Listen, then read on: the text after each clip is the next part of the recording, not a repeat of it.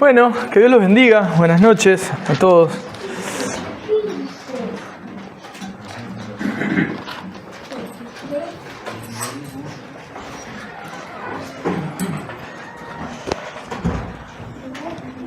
La semana pasada nos encontramos compartiendo Josué capítulo 9, donde hicimos ese énfasis en poder ver más allá de lo que nuestros ojos ven muchas veces delante del texto, ¿no? Y podíamos ver cómo ese pueblo enemigo corrió hacia Dios para no morir en temor, y vimos un Dios soberano, un Dios de misericordia, que recibe a todo aquel que le busca y derrama gracia sobre sus vidas. Hoy vamos a seguir en Josué, vamos a ir al capítulo 10. Esos gabaonitas, ese pueblo terminó sirviendo al templo, a la congregación, como aguadores, como leñadores. Y la historia sigue un poco más. Hoy vamos a estar viendo el capítulo 10.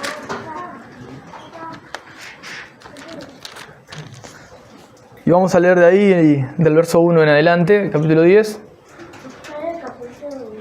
Capítulo 10 de Josué. Ahí va, ahora sí. Bueno, capítulo 10 de Josué. Vimos todo el 9 y ahora vamos a comenzar desde el verso 1 del 10. Lo voy a leer en el nombre de Jesús.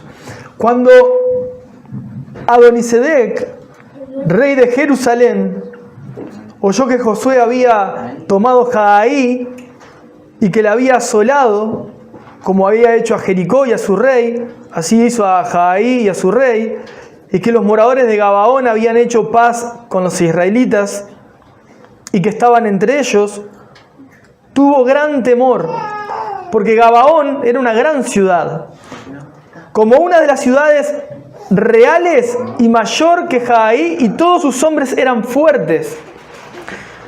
Por lo cual Adonisedec, rey de Jerusalén, envió a Oham, rey de Hebrón, a Piream, rey de Jarmut, a Jafía, rey de Laquis, y a Debi, rey de Eglón, diciendo: suban a mí y ayúdenme, y combatamos a Gabaón, porque ha hecho paz con Josué y con los hijos de Israel. Y 5 reyes de los amorreos, el rey de Jerusalén, el rey de Hebrón, el rey de Jarmut, el rey de Laquis y el rey de Eglón, se juntaron y subieron, y ellos con todos sus ejércitos, y acamparon cerca de Gabaón y pelearon contra ella.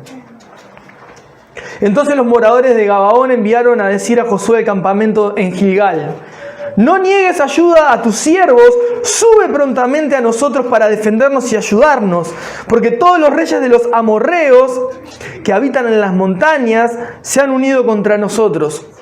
Y subió Josué de Gilgal, él y todo el pueblo de guerra con él, y todos los hombres valientes. Y el Señor dijo a Josué: no tengas temor de ellos, porque yo los he entregado en tu mano, y ninguno de ellos prevalecerá delante de ti. Y Josué vino a ellos de repente, habiendo subido toda la noche desde Gilgal, y el Señor los llenó de consternación delante de Israel, y los hirió con gran mortandad en Gabaón, y los siguió por el camino que sube a Bet-Horón, y los hirió hasta Aseca y Maceda. Y mientras iban huyendo de los israelitas a la bajada de Bet-Horón, el Señor arrojó desde el cielo grandes piedras sobre ellos hasta Aseca, y murieron. Y fueron más los que murieron por las piedras del granizo que los hijos de Israel mataron a espada. Entonces Josué habló al Señor el día en que el Señor entregó al amorreo delante de los hijos de Israel, y dijo en presencia de los israelitas: Sol, detente en Gabaón, y tú, luna, en el valle de Ajalón. Y el sol se detuvo y la luna se paró, hasta que la gente se hubo vengado de sus enemigos. ¿No está escrito esto en el libro de Jaser? Y el sol se paró en medio del cielo, y no se apresuró a ponerse casi un día entero. Y no hubo día como aquel, ni antes ni después de él, habiendo atendido el Señor a la voz de un hombre, porque el Señor peleaba por Israel. Y Josué y todo Israel con él volvió al campamento en Gilgal. Y los 5 reyes huyeron y se escondieron en una cueva en Maceda. Bueno, en comienzo vamos a leer hasta ahí, hasta el 16. Después vamos a seguir leyendo el resto. Bueno, ¿qué tenemos acá? ¿Qué había pasado con Josué y con todo el pueblo de Israel? Bueno, pasaron el Jordán, llegaron a Gilgal, de Gilgal fueron a Jericó, obedecieron a Dios, pudieron conquistar Jericó, de Jericó se movieron, ¿para dónde? Para Jahaí.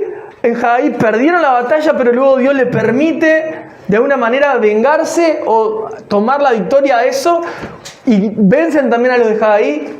Y de allí sucede que los gabaonitas, que fue lo último que hablamos, se enteran de todo esto y en temor se disfrazan para meterse entre ellos y buscar alianza y buscar paz. Sucede eso, los gabaonitas se vuelven al Dios de Israel, terminan sirviendo en la congregación y en el templo. Hasta ahí tenemos la historia en principio. ¿Y ahora qué narra? Bueno, el rey de Jerusalén se entera de todo esto. Y en comienzo parece que pasa más o menos parecido que lo de Gabaón, porque se llenó de temor, pero en vez de ir hacia Josué o al pueblo de Israel, lo que hizo el rey Adonisedec fue juntarse con otros 4 reyes más, buscar alianza, pero para ir a destruir, ni siquiera en primera instancia a Israel, para ir a destruir a Gabaón. Eso fue lo que sucedió. Ahora, ¿qué pasa con Gabaón? El pueblo se entera que viene esto contra ellos y van en busca de Josué y de ayuda para no ser destruidos. Y en todo esto comienza la batalla. Josué se queda tranquilo porque el Señor le dijo que los entregó en sus manos, por lo tanto no iban a perder esta batalla. Eso está en el verso 8. El Señor le dijo a Josué: no tengas temor de ellos, porque yo los he entregado en tu mano y ninguno de ellos prevalecerá delante de ti. O sea que ninguno de ellos va a ser superior, va a dominarte o va a estar por encima de ustedes. Ustedes van a estar por encima de ellos. Eso es prevalecer. Entonces ataca el pueblo de Israel y dice en el verso 10 que el Señor los llenó de consternación delante de Israel y los hirió con gran mortandad en Gabaón, y los siguió por el camino que sube a Bet-Herón y los hirió hasta Aseca y Maceda, que son zonas aledañas. Dice, y mientras iban huyendo de los israelitas, o sea, estos 5 reyes con sus pueblos salieron disparando de ellos, escapando del pueblo de Israel. El verso 11 dice que el Señor arrojó desde el cielo grandes piedras sobre ellos. O sea que dio una lluvia de granizo, de piedras, sobre el pueblo enemigo. Y dice que murieron más por la cantidad de piedras que cayó sobre ellos que por los que el pueblo de Israel pudo haber derrotado con su propia fuerza, con filo de espada.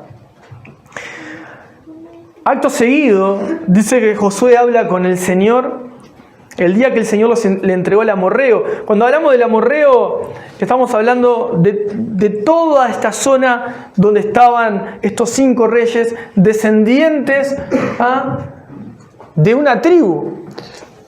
Estos amorreos, cuando dice el amorreo está hablando en singular, pero es en plural, abarca a todos estos reyes. Dios había entregado el amorreo en manos de Josué. ¿Y qué sucede? En ese momento Josué ora y dice lo siguiente, ¿no? Dice, y dijo en presencia de los israelitas: Sol, detente en Gabaón, y tú, luna, en el valle de Ajalón. Josué ora para que se detenga el sol y la luna en el valle. Y el sol se detuvo y la luna se paró, hasta que la gente se hubo vengado de sus enemigos. Y ahí el relato del verso 13 dice en forma de pregunta: ¿no está escrito este acontecimiento? ¿No está escrito este acontecimiento en el libro de Jasher? Que es un libro que no tenemos, pero se nombra en más de un lugar. O sea que este libro en un momento sirvió también como crónica de lo que estaba sucediendo. Dice, y el sol se paró en el medio del cielo y no se apresuró a ponerse casi un día entero. El sol quedó ahí, estaqueado, no se movió. ¿Qué sucede luego? Josué con todo Israel vencieron y volvieron al campamento de Gilgal. Y estos 5 reyes, si bien estaban todos escapando, ellos se fueron y huyeron y se escondieron en una cueva en Maceda. Ahora, yo tengo unas imágenes, ¿sí? ¿Podemos poner la primera? Porque así tienen ustedes una idea de lo que estamos hablando, así es más fácil verlo. Miren, tenemos ahí en rojo Jericó y un poquito más arriba a la derecha Gilgal. ¿Ah? Y ahí tenemos el Mar Muerto, y lo que ustedes ven muy finito que corre hacia arriba, ese es el Jordán. Pero el Jordán en primavera lograba llegar a abarcar todo el ancho que ustedes están viendo como un celeste que está más de fondo. Cuando cruza el Jordán se instalan en Gilgal, o sea que ese nombre se puso por ellos, y de ahí van a Jericó, de Jericó a Jaí y de Jaí a Gabaón. Y luego tenemos los cinco lugares, las 5 ciudades donde están los otros reyes, son Jerusalén, Jarmut, Laquis, Eglón y Hebrón. Ellos 5 se juntan para pelear contra Gabaón. Ahí más o menos va la batalla, ¿sí? Todos ellos salieron huyendo, que ahí eso no está acá en esta imagen, igual después se lo voy a mostrar. Todos ellos huyeron a Maceda, que queda un poquito más abajo de Jerusalén. Eso fue lo que estuvo pasando. Ahora, vamos al verso 17, que nos quedamos por ahí. Dice: y fue dado aviso a Josué que los 5 reyes habían sido hallados escondidos en una cueva en Maceda. Entonces Josué dijo: rueden grandes piedras a la entrada de la cueva y pongan hombres junto a ella para que los guarden. Y ustedes no se detengan, sino sigan a sus enemigos y tienen que herirlos en la retaguardia, sin dejarles entrar en sus ciudades, porque el Señor, su Dios, los ha entregado en su mano. Estas son las órdenes de Josué para el resto. Y aconteció que Josué y los hijos de Israel acabaron de herirlos con gran mortandad hasta destruirlos. Los que quedaron de ellos se metieron en las ciudades fortificadas. Todo el pueblo volvió sano y salvo a Josué al campamento en Maceda. No hubo que él moviese su lengua contra ninguno de los hijos de Israel. Entonces dijo Josué: abran la entrada de la cueva y saquen de ella a esos 5 reyes. Y lo hicieron así, sacaron de la cueva a aquellos 5 reyes. Ahí nombra a los reyes en el verso 23. Josué en el verso 24 llama a estos hombres, llama a todo el pueblo y le dice al pueblo que a estos reyes los pongan en el piso y les pongan el pie sobre la cabeza, sobre el cuello a cada uno de estos reyes. Después de eso, Josué los hiere y los mata. ¿Qué dice el 26? Y después de esto Josué los hirió y los mató y los hizo colgar en 5 maderos y quedaron colgados en los maderos hasta caer la noche. Y cuando el sol se iba a poner, mandó Josué que los quitasen de los maderos y los echasen en la cueva donde se habían escondido. Y pusieron grandes piedras a la entrada de la cueva, las cuales permanecen hasta hoy. En aquel mismo día tomó Josué a Maceda y la hirió a filo de espada y mató a su rey por completo, lo destruyó con todo lo que ella tenía, con todo lo que tenía vida, sin dejar nada, e hizo al rey de Maceda como había hecho con el rey de Jericó. Después fueron a Libna y peleó contra Libna, lo mismo pasó luego, y fueron también a Laquis. Luego fueron pasando por todos los pueblos. Después fueron para Oram. Y en Oram sale Géser también a defender. Y también pierde la batalla. Luego se van de Laquis y van a Hebrón. Eso ya estamos como en el verso 36. Después van para Debir, que sería lo último. Y termina en el 40. Hirió pues Josué toda la región de las montañas, del Negev, de los llanos y de las laderas, y a todos sus reyes sin dejar nada. Todo lo que tenía vida lo mató, como el Señor Dios de Israel lo había mandado. Y los hirió Josué desde Cades, Barnea hasta Gaza, y toda la tierra de Gosen hasta Gabaón. Todos estos reyes y sus tierras los tomó Josué de una vez, porque el Señor Dios de Israel peleaba por Israel.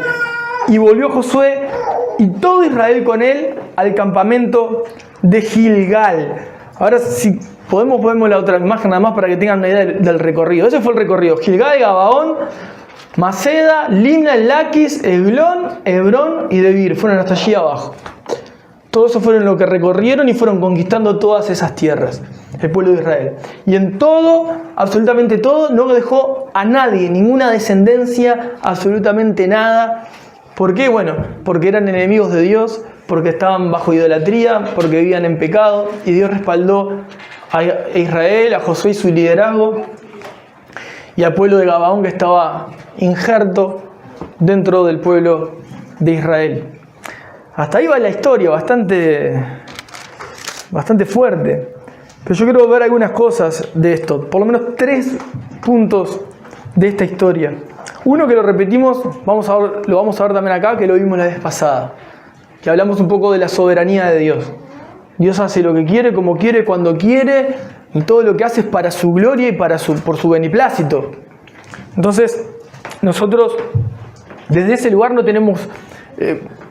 vamos a decirlo así, ¿no? Tenemos la libertad de hacerlo, sí, pero no tendríamos ni que consultar, ni que cuestionar cuando Él determina hacer o no hacer, deshacer o volver a hacer lo que Él quiera. Ahora miren qué sucede.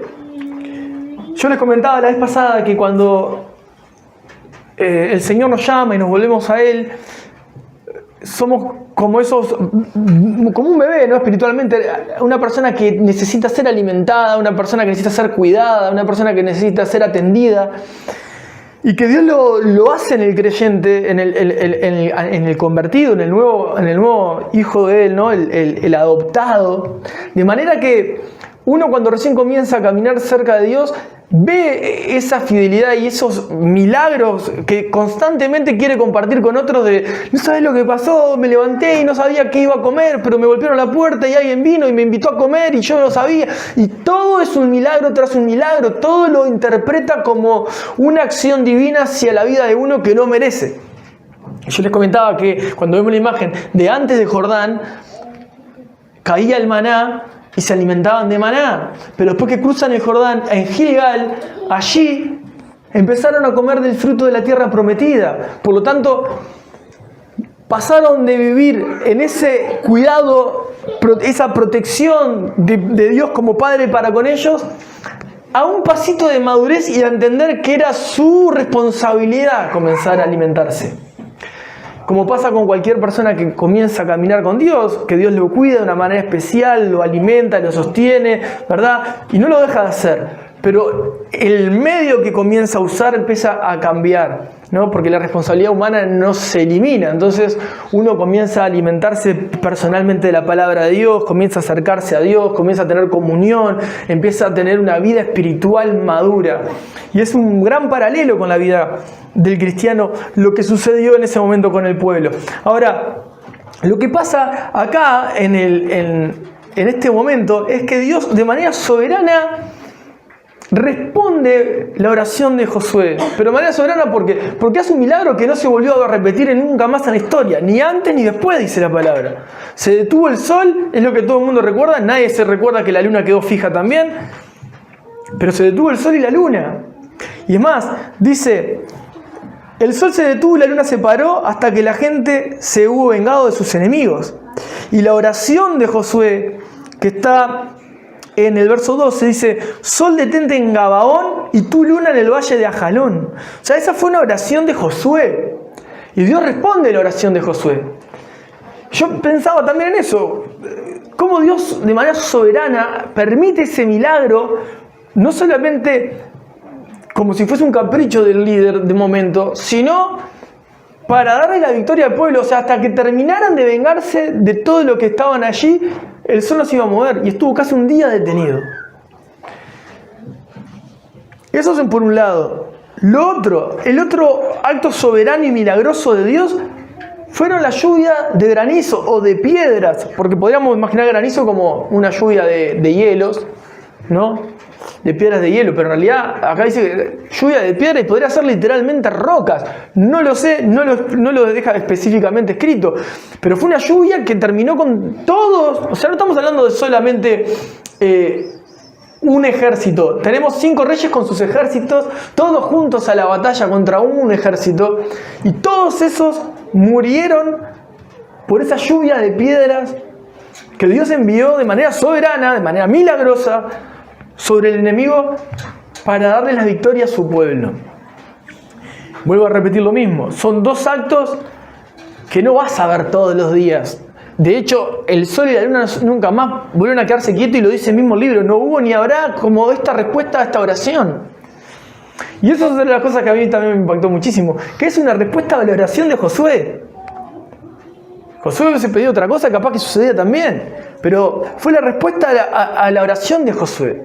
Josué pidió algo que capaz que, como cualquier persona que comienza a caminar con Dios, necesita en desesperación la ayuda divina, y Dios sale al encuentro y responde esa oración favorablemente.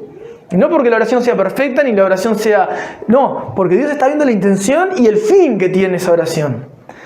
Y así es nuestro Dios. Dios responde esas oraciones que tienen el fin de glorificarlo y el propósito de darle a reconocer. Y las responde por más que esas oraciones muchas veces no estén bien formuladas, o esas oraciones sean en desesperación, como en este momento. Dios mira lo más profundo de todo esto, la intención del corazón. Entonces, por un lado podemos ver a nuestro Dios soberano operando a favor de su pueblo. Eso en primer lugar. En segundo lugar, quiero volver un poquito al principio. Porque Gabaón recién estaba injerto junto al pueblo, o en esa coalición con el pueblo de Israel. Y después teníamos la otra coalición, ¿no? Que era estos 5 reyes. Pero también, viendo el pueblo de Gabaón inmerso ahora en el templo, sirviendo a la congregación como aguadores y leñadores, sirviendo al Señor, la historia es bien interesante, porque a diferencia de lo que pasó con Gabaón, que quiso meterse con Josué, como le decía al comienzo, Adonisedec tuvo temor y fue a buscar a estos reyes, y no le dijo que vayan a atacar en principio a Josué. Tuvo gran temor porque Gabaón era una gran ciudad, como una de las ciudades reales, y mayor que Jahaí, y todos sus hombres eran fuertes. Entonces, ¿qué le dijo en el verso 4? Suban a mí, ayúdenme y combatamos a Gabaón, porque ha hecho paz con Josué y con los hijos de Israel. Hermanos, yo no sé si ustedes lo logran ver, y si seguimos con el mismo título de la vez pasada en mente, ver más allá de lo que nuestros ojos ven. Gabaón era un pueblo que recién se había convertido al Señor. Y en principio, como recién se convirtió, recibió siempre ayuda divina de manera milagrosa, como en los textos anteriores. Pero ahora pasa algo interesante, como toda persona que recién se vuelve a Dios y se convierte. Gabaón estaba haciendo lo que estaba haciendo correctamente ahora bajo la voluntad de Dios, y sin buscar tener ningún tipo de conflicto ni con Jerusalén, ni con Libna, Laquis, Eglón, Debir y Hebrón y sus reyes. Los que eran de su zona, los que eran su coalición, con los que tenía alianza y convivían en paz, pasaron de ser sus aliados a ser sus enemigos. De un momento pasaron a estar juntos, cooperando y trabajando juntos, ahora a ser los enemigos de Gabaón. Ya no iban a convivir en paz, los vamos a ir a destruir, porque ahora sirven al Dios de Israel. Y no sé si a vos te hace ruido eso, pero recién habían vuelto sus vidas al Dios de Israel, comenzaban a servirlo y tenían su primer oposición por servir al Dios de Israel. Sus aliados, los de su tierra. No estamos hablando de personas que no conocían a Gabaón, ni reyes que no conocían ni sabían que era Gabaón, ni tampoco estamos hablando que Gabaón, como se volvió el Dios de Israel, salió al ataque y a hacer matanza contra todo el pueblo que estaba alrededor. No.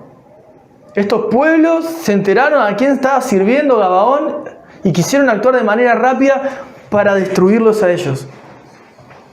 Y ahí tenemos dos cosas interesantes que podrían pasar. Una pasó y otra es la que no pasó, que la voy a comentar porque era una posibilidad. Los de Gabaón tenían dos opciones. Eran hombres fuertes, Adonisedec tenía miedo, los demás reyes también podían tener miedo. Podía perfectamente Gabaón con sus hombres salir a la batalla y a la guerra. Pero no hicieron eso. Salieron corriendo a buscar a Josué y al Dios de Israel, a su Dios ahora, a pedir socorro. Y nosotros cuando comenzamos en este peregrinaje a caminar en la vida cristiana, nos vamos a encontrar con esta realidad. Los que recién comienzan en el camino igual, los que tienen tiempo lo mismo.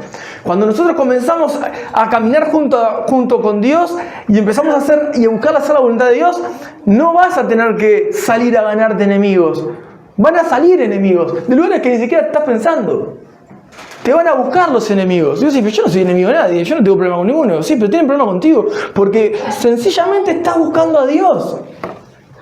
Entonces, puedes desayunarte que de repente tenés una persona que, no sé, no te puede ver. Tenés a otro que te va a desear que te mueras, otro que te va a querer, no sé, te daría su merecido. Y yo sí, pero ¿por qué me está pasando? ¿Por qué me pasaría algo así? ¿Por qué podría tener tal oposición? Si quizá como Gabaón yo estoy sirviendo al Dios de Israel, tranquilo, estoy en paz, pero ahora tengo enemigos que no sabía que tenía. Y cuando estoy sirviendo a Dios y viene el ataque, yo tengo dos maneras. Lo mismo que los gabaonitas. O salgo al ataque desde mi capacidad, porque eran hombres fuertes, eran buenos guerreros. O salgo corriendo como un pollito mojado abajo de las alas de su madre gallina y busco de protección divina. Que eso es lo segundo que tendríamos que hacer, como hicieron los de Gabaón. Salieron corriendo a buscar la ayuda divina. ¿Y recibieron la ayuda divina? Sí, la recibieron. Y no recibieron cualquier ayuda divina. Porque estaba Dios en el asunto. No solamente intervino con personas que les puso alrededor, porque estaba el pueblo de Israel, sino que Él mismo operó de manera que hizo que el pueblo enemigo se quedara en consternación y encima apedreado y encima el sol se detuvo para que ellos sigan perdiendo la batalla. Y lo de Gabaón, viendo toda la situación, que ve que habían venido 5 reyes que antes eran parte de su coalición a atacarlo. ¿Por qué? Porque hoy servía a otro Dios que no eran los dioses paganos que servían ellos. Y ve cómo esos 5 reyes ahora salen huyendo de lo que habían venido a buscar hacer y se meten en una cueva para poder escaparse de esta situación. Mira, la vida cristiana tiene de estas historias constantemente para aquellos que están en la batalla, para ellos que están en el llano batallando. Porque vamos a tener tiempo de estar de repente en el Sinaí, ¿no? Por decir algo, ahí en la misma presencia de Dios, recibiendo revelación de Dios y estando ahí en su presencia. Pero no hacemos nada si nos bajamos al llano con eso. Entonces tenemos que ir, cuando digo llano es bajar del monte, ir a la parte la parte del valle, vamos a decir, ¿no? Y nosotros ahí es donde servimos. Y tenemos que estar ahí, entre el pueblo, entre la gente. Entonces tenemos que estar buscando estar con el corazón como Dios espera que lo tengamos, y buscando hacer la voluntad de Dios. Pero buscarla hacer no es solamente buscarla, es buscarla y hacerla. Es guardarla y ponerla por obra. Entonces yo estoy en la presencia de Dios y salgo a hacer la voluntad de Dios. Y voy a tener, si yo buscarlo, el conflicto en puerta, tarde o temprano va a aparecer. Tarde o temprano va a aparecer. Entonces, en primera instancia, los gabaonitas vieron la soberanía de Dios y la manera milagrosa de Dios operar a favor de ellos y a favor del pueblo, como personas recién convertidas a Dios. Un pueblo que recién se había vuelto Dios de Israel por pura gracia y misericordia. Y luego que sucede esto, estos reyes descienden, se meten en esa cueva. ¿Y qué hace Josué? Les coloca rocas delante de la cueva y los deja ahí encerrados. Liquidan a todos, los sacan, los pone delante de todo el pueblo para que sean avergonzados y terminan muriendo también. Los estaquean, los ponen en palos a los 5 hasta que caiga el sol, los deja ahí, después los baja, los mete a la cueva de nuevo, manda a poner piedras y se terminó todo. Cuando leía el texto, cuando leía lo que estaba sucediendo, me hizo reflexionar en un tercer punto. Entonces, en principio, lo primero que vuelvo a destacar en esta historia es la soberanía de Dios, la manera de Dios operar, la manera de Dios de hacer milagros, la manera de Dios de responder oraciones. Lo segundo que rescato es la actitud de los gabaonitas frente a la realidad que les tocaba vivir, que optaron la mejor manera, es decir, no voy a jugar con tus reglas, voy a jugar con las reglas de mi Dios, yo corro donde tengo que correr. Tengo las capacidades, tengo la forma, tengo los argumentos, tengo todo lo que quiera, pero no es la forma en la que Dios me llamó a batallar. Me voy a meter debajo de las alas de mi Redentor. Y no solamente eso, sino que ya lo dije y lo repito, la actitud de Josué frente a la realidad. El no dudar a la hora de orar y tampoco dudar en que Dios puede responder la oración en tiempo real. No sé si habrás vivido eso de que Dios te responda a una oración en tiempo real. Pero creo que yo se lo predicaba el miércoles. Y hablábamos sobre la iglesia en China, ¿no? Hay una iglesia en China que tiene... Era una iglesia en realidad, quizás siga, quizás no. Pero hay un registro de una iglesia en China que tenía 5 pilares como regla de fe y de conducta para ellos. La primera regla era un compromiso profundo con la palabra de Dios. Con la vida de oración. Un compromiso profundo con la vida de oración. Ese es el primer pilar en esa iglesia en China. El segundo era un compromiso profundo con la palabra de Dios. El tercero era un compromiso profundo con la predicación del Evangelio. Entonces yo reflexionaba, era otro tema del que estábamos hablando el miércoles, pero lo traigo a colación con esto. ¿Por qué? Porque fíjate estos pilares son cosas que nosotros entendemos que son las que tenemos que vivir. Profundo compromiso con la vida de oración. Y de verdad, aunque no tenemos esto es lo que hay que orar día a día para tener una vida espiritual nutritiva, es una gran obviedad que ninguno de nosotros carnalmente desea orar. Desea pasar tiempo con Dios de su naturaleza caída. Pero sí es una verdad que Dios nos llama a tener una relación y un diálogo fluido con Él.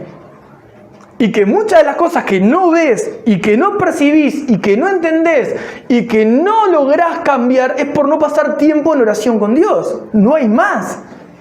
Y ese es el primer pilar de la iglesia. La segunda, compromiso con la palabra de Dios.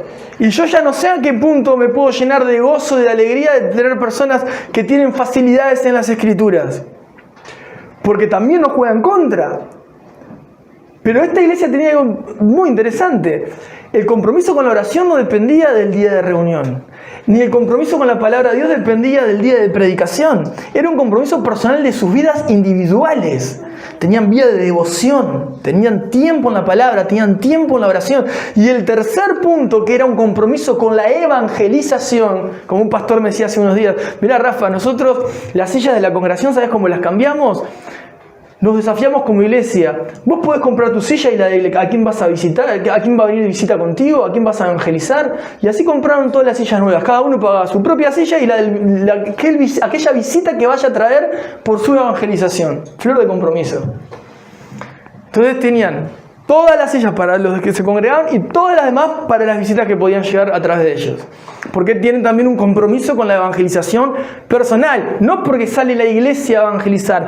No porque hay 2 o 3 que hablan más o menos bien con cualquier persona. No, es tu deber abrir la boca y hablarle al no convertido. Que se dé a conocer que sos cristiano. Es un compromiso personal el evangelizar. Y de hecho, esta iglesia en China tenía estos 3 pilares. El cuarto pilar te va a llamar la atención. El cuarto pilar es tener y mantener una expectativa constante en ver diariamente los milagros sobrenaturales de Dios. Y vos decís, bueno, claro, una iglesia en China que es perseguida, que si habla la matan y que no pueden decir que Jesús es el Señor. No puede haber una iglesia y que estén estar escondidos en pozos, en catacumbas, en lugares que nadie puede imaginar. Obvio que Dios va a operar sobrenaturalmente. No, Dios sigue operando sobrenaturalmente en todos lados cuando Él quiere. Pero esta iglesia estaba comprometida porque tenía una vida fervorosa de oración y profunda, tenía una vida de devoción a la palabra de Dios, tenía una acción de evangelización, aunque le costara la vida, y tenían esa expectativa de ver los milagros de Dios. Como nos ha pasado y como espero ustedes diariamente o semanalmente o periódicamente o quizás cada tanto puedan degustar. Y el quinto pilar de esta iglesia en China es un compromiso de abrazar el sufrimiento por la gloria de Cristo. O sea, ¿qué quiere decir? Que todo lo anterior es lo que debo hacer, aún así yo tenga que morir en el intento. Aún así yo tenga que ser torturado o ser lastimado, vituperado, señalado. Porque estoy comprometido con la gloria de Cristo y no con la gloria del hombre ni con el retener lo material de este mundo. Es bien interesante porque si nosotros solamente nos queremos comparar con esta iglesia hermana de aquel lado y ponernos personalmente esto que son argumentos totalmente bíblicos, es un desafío grande. Ahora, viendo esto en esta iglesia y viendo el texto, yo veo a los gabaonitas responder de esta manera apasionada por Dios. Saber dónde estaba el peligro y saber dónde estaba su Dios. Saber a dónde tenían que correr, sabían cómo tenían que responder. Ver el favor de Dios cuando uno le busca de manera genuina, como Josué cuando oró para que el sol se detenga y la luna se quede quieta. Más, viendo todo lo que acontece y cómo el enemigo perdió totalmente la batalla y Dios fue el que prevaleció, como le titulé este mensaje. No prevalecieron ellos delante de Josué, el que prevalece fue el pueblo de Israel y el que prevaleció sobre el pueblo de Israel fue Dios mismo. O sea que Él está por encima y es superior y domina sobre todo. Siempre y cuando entendamos la actitud de los gabaonitas frente a esta realidad. Lo otro que es el tercer punto que vi, además de la soberanía de Dios, además de la actitud de los gabaonitas y de Josué, es lo que sucede con estos 5 reyes, que como reyes eran reyes levantados por el hombre, como reyes eran reyes obviamente que tenían idolatría porque veneraban ídolos, que eran totalmente perversos, violentos, eran personas totalmente egocéntricas y soberbias. Y lo que comencé a leer fue que hay un gran paralelo antitético que sería un paralelo de algo totalmente contrario a lo que sucedió con Cristo. Miren, ellos terminaron en una cueva, pusieron una piedra y pusieron guardias adelante. ¿No te suena parecido a lo que sucedió con Cristo? Fueron clavados en postes, bajados y metidos a la cueva nuevamente y lo dejaron ahí. Y dice que hasta el día de hoy quedó eso cerrado. No pasó nada. En cambio, nuestro Señor Jesucristo vino siendo el Rey de Reyes, se despoja, viene a servir en forma de siervo, termina en una cruz, termina en una cueva, con una piedra delante, pero la muerte no lo pudo retener. Y a diferencia de estos soberbios, Él vino en humildad. Y a diferencia de estos que lo único que buscaban era su propia gloria, Jesús sufrió la cruz, fue a la tumba y resucita para traernos bendición a todos los que le creemos y le servimos. Hermanos, este es un principio antitético, quiere decir, es una antítesis, eso es un paralelo a la realidad de Cristo totalmente contrario. Vos podés ver estos reyes, podés ver su situación, cómo les sucedió, y podés ver a Cristo y decís, vivieron todo lo mismo, pero desde el lugar contrario. Y más, vos podés ver personas sin Cristo sufriendo y podés ver personas en Cristo sufriendo las mismas situaciones. Y vos podés ver las características, el carácter de esas personas, y las que están en Cristo lo enfrentan, lo asumen y lo viven de manera totalmente diferente. Porque es una actitud que representa una vida con propósito.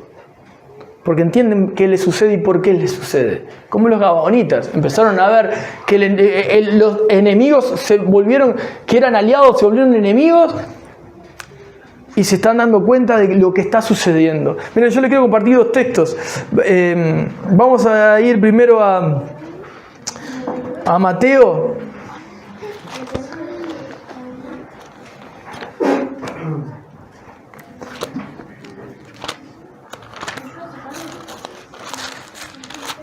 Mateo 10.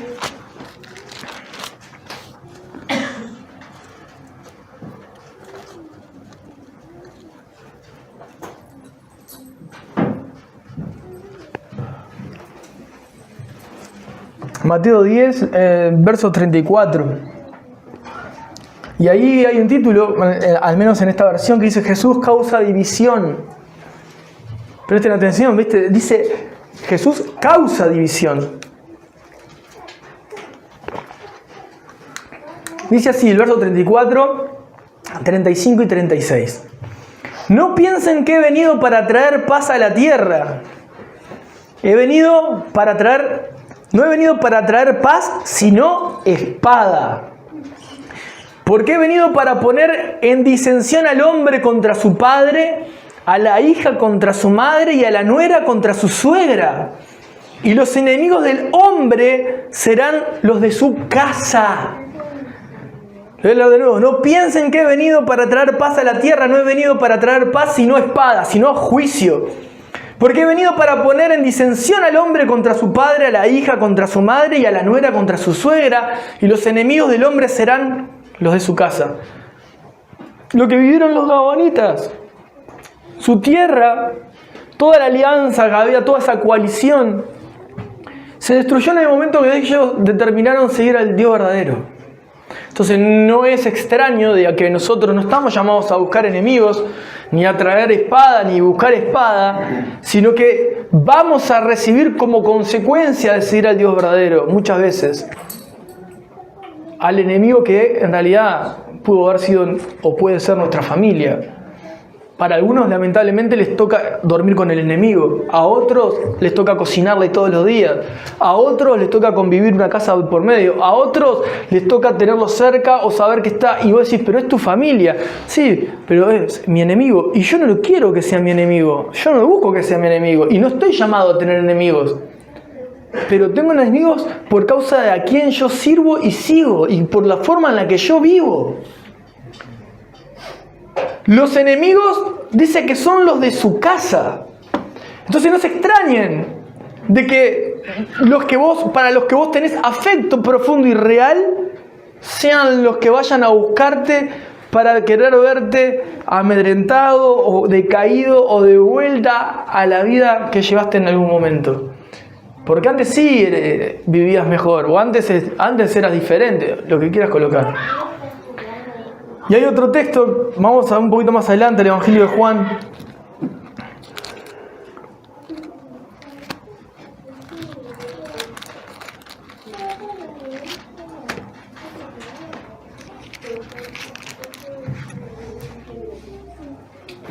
Y yo sé que esto no es un texto, lo que acabo de leer no es nada sencillo de digerir, pero es real.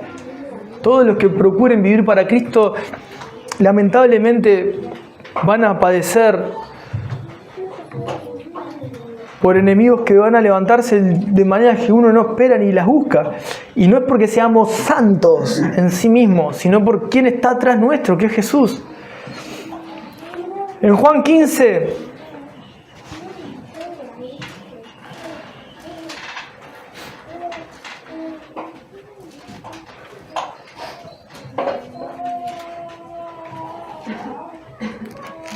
vamos a leer del verso 18 y 19.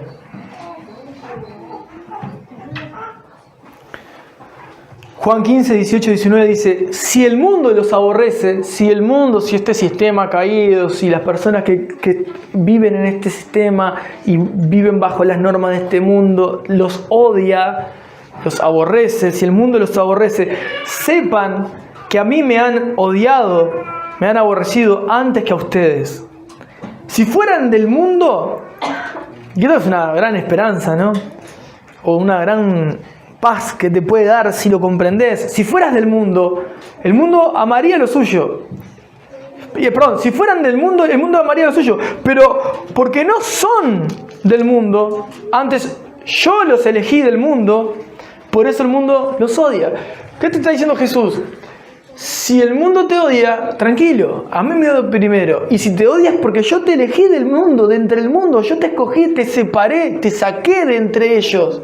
Entonces, lógicamente, lo que está en vos, que es luz, va a incomodar las tinieblas que puedan estar enfrente tuyo, alrededor tuyo. Es algo que va a traer opresión espiritual. Por eso también cuando el apóstol Juan escribe Apocalipsis en Patmos, deja esa frase, ¿no? que dice, el que peca va a seguir pecando, y el que es santo, santifíquese más. O sea, siga procurando estar cerca de Dios y llenándose del Espíritu Santo, siendo luz en medio de una generación de tinieblas, para poder llevar la luz de Cristo a otros. Aún al enemigo, porque los de tu casa dicen que serán tus enemigos, pero Jesús dice que tenés que amar a tu enemigo. Entonces, porque sea tu enemigo no es el hecho de decir, es mi enemigo, entonces yo no tengo nada que hacer. No, tenés mucha tarea para hacer. O sea, no te vas a despojar de la responsabilidad de interceder, de orar, de estar ayunando por tu familia, de estar derramando lágrimas, de estar siendo conmovido por esta realidad. No podemos ser indiferentes a esto. No es como, bueno, sí, son personas que no creen, ya saben, oyeron, viste cómo viven. No, tiene que haber un profundo sentimiento de compasión en el corazón del cristiano, porque está el Espíritu Santo dentro. Y es una característica del Espíritu Santo. Si el Espíritu Santo está dentro tuyo, no sos indiferente a la incredulidad de quien tenés enfrente. Te tiene que desesperar, te tiene que llevar a las lágrimas, te tiene que llevar a las rodillas, te tiene que llevar a la oración. Tu deseo es que se salve, o debería. Tu deseo es el mismo deseo que Cristo. Bueno, Cristo fue a la cruz para traer libertad a todo el que cree en Él. Entonces, nuestra vida tiene que ser una vida de devoción, una vida de oración, una vida que pide los milagros que vos no podés hacer ni podés generar en ningún otro. Podés pedir esos milagros como pidió Josué. Necesito ver tu mano, Dios, necesito ver esa obra sobrenatural de tu parte, porque desde mi lugar yo soy limitado en esto. Y estoy viendo el ataque, estoy viendo cómo sale al ataque, estoy viendo cómo me puede ganar la batalla, pero yo necesito estar contigo. Contigo. Ya fuiste a la cruz por mí, ya pagaste por mí, derramaste tu sangre por mí, resucitaste, me declaraste justo delante del Padre. Puedo vivir en esta libertad que solo tú me pudiste dar. Y ahora vivo para vos y por vos. Entonces, ¿qué podemos aprender de los Gabonitas o de Josué capítulo 10? Una de las cosas que más me maravilla por zambullirse en las Escrituras es que siempre apuntan a Cristo. Y que siempre, miren, hay algo que seguramente se lo olviden, va a quedar grabado, pero hay un ejercicio que capaz que es un poquito largo, pero si lo memorizan les va a ayudar. Cuando leemos un texto, sobre todo del Antiguo Testamento o incluso del Nuevo Testamento, porque estamos en otro momento de la historia, lo que tenemos que pensar es qué sucede con ellos en ese momento. Entonces, ellos en ese momento, leo el texto y leo el contexto histórico, qué pasaba, cómo se relacionaban, qué es lo que sucedía, por qué pasó lo que pasó. Y después de eso, me voy a ver las situaciones teológicas que suceden, o sea, las manifestaciones de Dios en ese momento. Y reflexiono teológicamente, o sea, reflexiono sobre Dios y sus manifestaciones, sus atributos que aparecen y se presentan en el texto. Cómo Dios se manifestó, y yo hoy compartía, bueno, soberanamente, compasivamente, misericordioso, respondió a la oración de un justo. Y después que yo veo la reflexión teológica de lo que sucede en el texto, ahí me voy a la cruz de Cristo y miro el mismo texto atrás de la cruz de Cristo. Y digo, mirá, acá hay un momento antitético, muestra el paralelo con Cristo en la cruz, pero de manera inversa, es una antítesis. Entonces, después que veo la cruz y veo lo que sucede en el texto a la luz del Evangelio, y ya vi una reflexión teológica de las manifestaciones de Dios en el texto, y entendí qué sucedía en ese momento, sin alegorizarlo, sin sacarlo de contexto, sin nada, bajo hacia mi persona y digo, y bueno, ¿qué me enseña esto de manera práctica para mi vida cristiana al día a día? Ese es todo el trabajo pastoral que se hace para traer un mensaje. Y ahí digo, bueno, nunca me tengo que olvidar que Él prevalece, que Él está por encima de todo, que mi Dios es soberano, que mi Dios responde oraciones, aun cuando las oraciones no están bien formuladas o parecen una locura en principio. En esa desesperación Dios puede intervenir y puede responder a mi oración siempre y cuando responda como un gabaonita que sale frente al peligro debajo de su Dios. Y también entiendo que así como sucede esto, todo sucede porque alguien vino y murió por mí, dio la vida por mí, y ese es Jesucristo mi Señor. Entonces, hermanos, así como la iglesia de China, así como los gabaonitas, procuremos vivir vidas santas, vidas que busquen oración, que busquen palabra, que busquen relación con Dios, que busquen ver la manifestación de la providencia divina del día a día. Porque sí, vos podés decir, Dios me provee, sí veo su providencia porque todos los días puedo ir a trabajar y también puedo ver cómo me buscan para poder generar un trabajo. Sí, pero hay formas que Dios manifiesta su providencia y formas en las que Él muestra oportunidades de todo tipo. Y nosotros a veces estamos totalmente cegados a esa realidad. Por nuestra falta de oración, nuestra falta de comunión con Dios, nuestra falta de intimidad, nuestra falta de búsqueda. Y nos perdemos de la mejor parte de lo que está sucediendo hoy, entre Él y mi persona. O lo que Él busca que suceda entre Él y mi persona hoy. La vida de oración, la búsqueda en su palabra, expectante saber su providencia. Como por ejemplo este miércoles, ¿no? Que pudimos ver con sorpresa cómo llegaba una persona que otra persona esperaba, que nunca se iba a imaginar que podía entrar por la puerta. Y vieron el obrar de Dios, un milagro. Una persona que ni siquiera pensábamos que podía llegar, que no le habíamos dicho para que llegara, que no... Pero Dios trajo una persona como respuesta de la oración y el sembrar en el corazón de varias personas durante mucho tiempo. Y eso es providencia divina, eso es un milagro de Dios. Poder ver un corazón quebrantado, un corazón abierto, un corazón sincero que está buscando al Dios verdadero, como un gabaonita buscando frente al peligro al verdadero Dios. Y recuerden eso, ir a Dios. En los momentos de incertidumbre, ir a Dios. En los momentos de peligro, ir a Dios. Ir a la presencia de Dios. Y estar convencidos de que Dios trae respuesta a esa oración. Y que Dios nos dé la facultad, dada por el Espíritu, de entender, de hacer una lectura correcta a la respuesta divina de Dios. Porque nosotros acá dice el texto, el sol se paró y la luna se paró, y yo podría mirarlo desde otro lado y decir no, porque en realidad fue lo que Josué vio desde su lugar, inspirado por Dios, para dejarlo escrito. Pero si hoy entendemos cómo funciona el mundo, lo que se paró fue la tierra, ni el sol ni la luna, porque lo que gira es la tierra. Pero ahí es otra cosa. Y ahí tenemos terraplanistas que te van a decir, sí, la Biblia dice eso, porque en realidad lo que gira en realidad no es la tierra, lo que gira es el sol y la luna. Y vas a empezar a ver que hay un montón de teorías fuera del mensaje oficial, también se apoyan en la Biblia a traer sus teorías. Pero más allá de eso, de una teoría pseudocientífica, científica si la quieren tomar, y otra científica, yo quiero que vos te quedes con esto. Dios responde de formas milagrosas. ¿Cómo lo hizo? No tengo idea, no tengo ni idea cómo hizo con el Jordán tampoco. Porque lo que Él puede hacer es sobrenatural. No tiene que darnos una explicación a ciencia cierta de cómo pudo suceder. Entonces lo que hizo fue, ¿y si Él es el que hace funcionar el cosmos y todo lo que existe?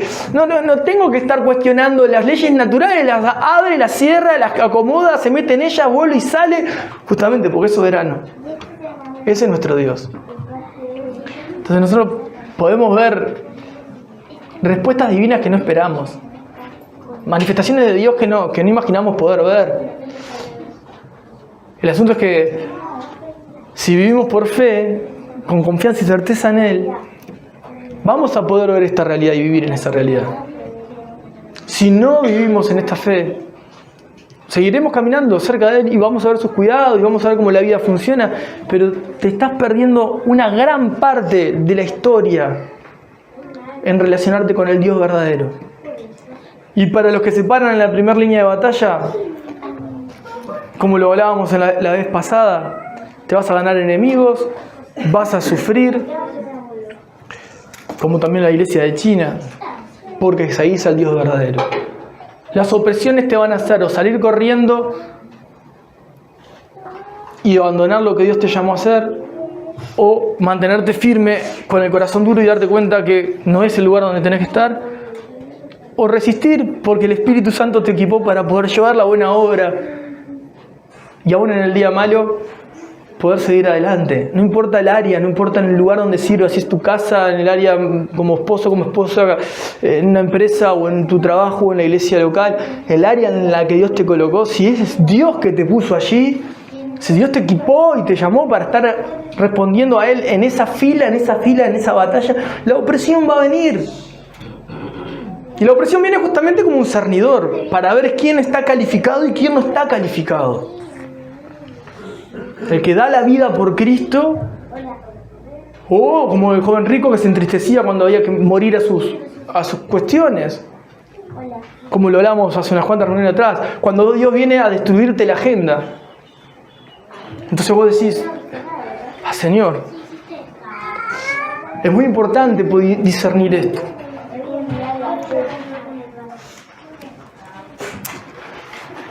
Pensando en lo que le pasaba a estos reyes y cómo terminaron, y a diferencia de nuestro Señor Jesús, que resucitó, hoy tenemos hasta acá para compartir.